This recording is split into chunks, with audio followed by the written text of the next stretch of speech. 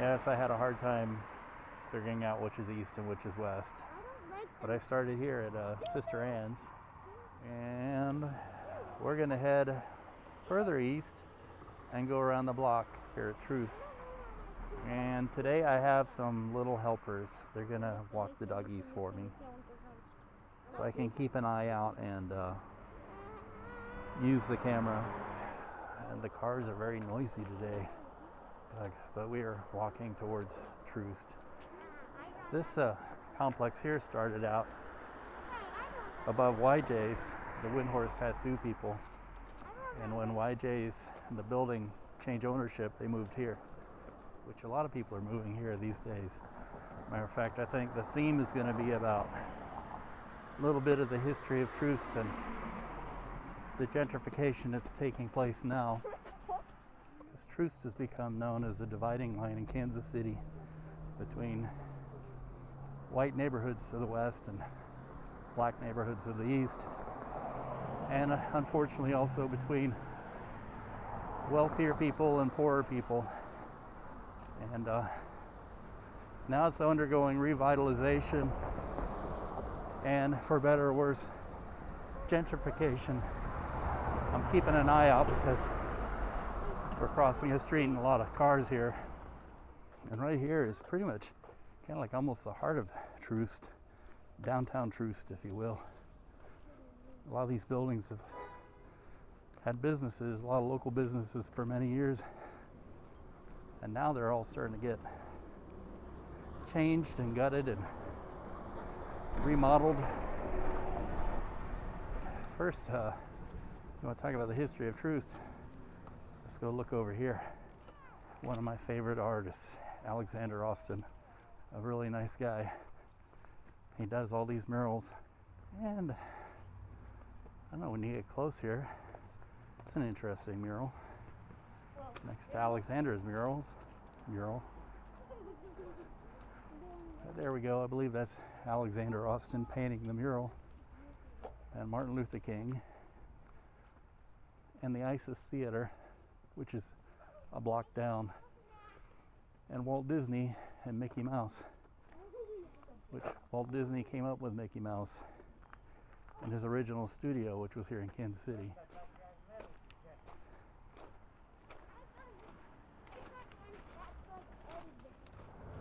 Here's a view of I hope all this stuff's being remodeled. There's some beautiful old buildings down here. From what I know, the reason why Troost kind of became a dividing line was after the war, there was a housing crunch.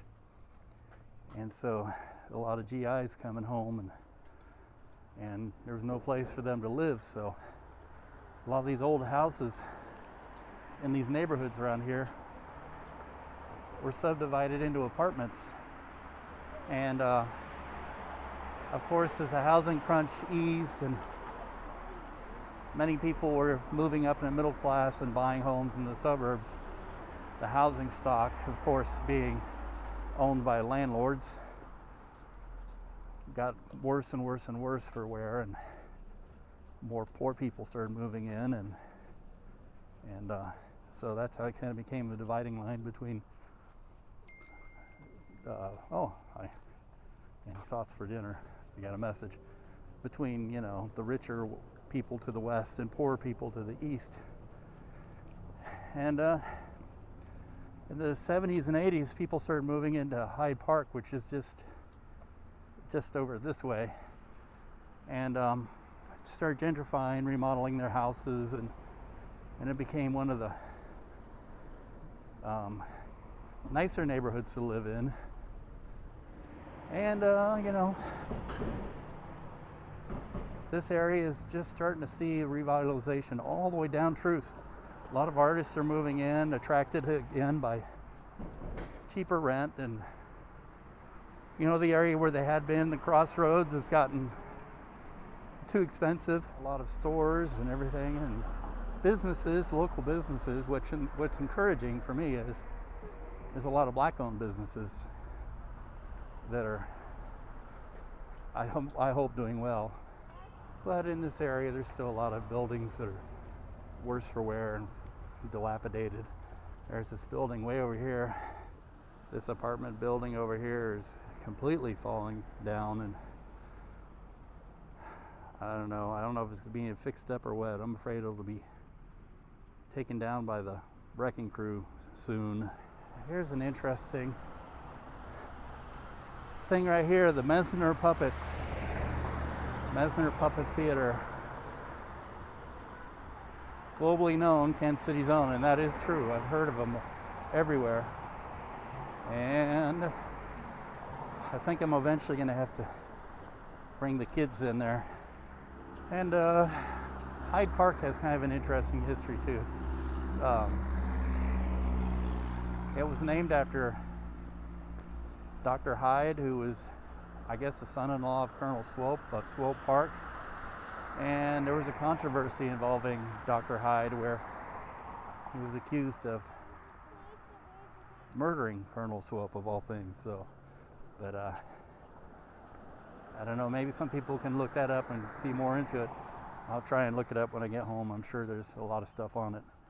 But that's just, you know, I don't know if that's history or gossip. But this neighborhood is named after him, and he developed it. That's why it's named after him. I gotta hurry up. The kids are racing out ahead of me, of course. And there's always this wonderful old architecture everywhere you look around here too. I mean, these neighborhoods are really beautiful. And yeah, Delta Athenaeum Deed Foundation. Athenaeum, I don't know if I'm saying that right. I'm encouraging Luke to get his energy out because he is way too bouncy today. Keep doing it, Luke. Come on, keep doing it. Yeah, yep. Keep doing it, Luke. Come on, keep doing it. No, don't run. Just hop. His older brother is showing him how to do it. They get their energy out. They need it. And look at these old houses. Some of them, they date back to the, oh yeah, by the arch windows, they date back to at least the 1870s, maybe even further than that. 1880s maybe, the Victorian era. And, you know, I think a lot of them just suffered from being subdivided into apartments during the housing crunch. And of course, you do that, then a few generations of tenants later, and you know, landlords who are just trying to collect money and not put much into the way of repair, and you've got a very threadbare structure. And having neighborhoods full of people that aren't owner-occupied people is not good for the neighborhoods either. And I see this very interesting looking structure back here.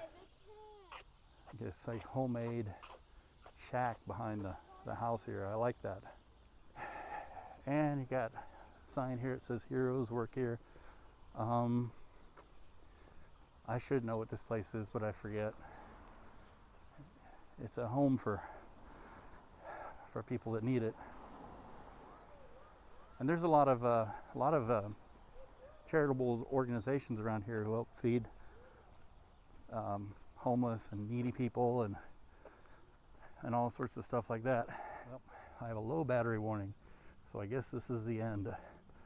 So thanks to everybody who's been watching my videos, and if you find these interesting, please like and subscribe. And thanks for all the comments too. It's very encouraging. So anyway, this will be it for now.